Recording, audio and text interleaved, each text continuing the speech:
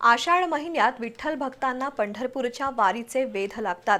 शिरोळ तालुक्यातून हजारो वारकऱ्यांनी विठ्ठल नामाचा अखंड गजर करत पंढरपूरच्या दिशेने मार्गक्रमण केलंय।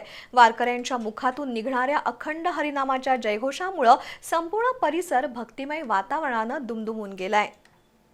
आषाढी वारीमुळे शिरोळ तालुक्यात भक्तिमय वातावरण निर्माण झालंय। सध्या शिरोळ तालुक्यातून हजारो वारकरी विठ्ठल नामाचा अखंड गजर करत पंढरपूरच्या दिशेने मार्गक्रमण करत आहेत। कोल्हापूर, चिकोडी, गडिंग्लज, बेळगाव आणि कोकण परिसरातून येणाऱ्या दिंड्या जयसिंगपूर, कुरुंदवाड, नुरसिंहवाडी आणि शिरोळ मार्गे मिरजेच्या दिशेने प्रस्थान करतायत। नुरसिंहवाडी, कुरुंदवाड आणि अर्जुनवाड इथं वारकऱ्यांच्या मुक्कामासाठी निवास, स्नान, भोजन तसंच इतर आवश्यक सुविधा उपलब्ध करून दिल्या आहेत।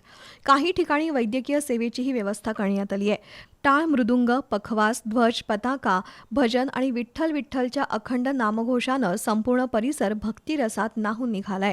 शिरोळ तालुक्यात अनेक वर्षांची दिंडी परंपरा जपली जात असून स्थानिक दानशूर व्यक्ती, संस्था आणि ग्रामस्थ वारकऱ्यांची प्रेमानं सेवा करतात। नुरसिंहवाडीमध्ये श्री दत्त दर्शनासाठी अनेक दिंड्या थांबत आहेत। आषाढी एकादशीपूर्वी पंढरपूर गाठण्यासाठी वारकऱ्यांची लगबग सुरू असून रस्त्याच्या कडेला उभं राहून अनेक भाविक वारीचं दर्शन घेताना दिसत आहेत।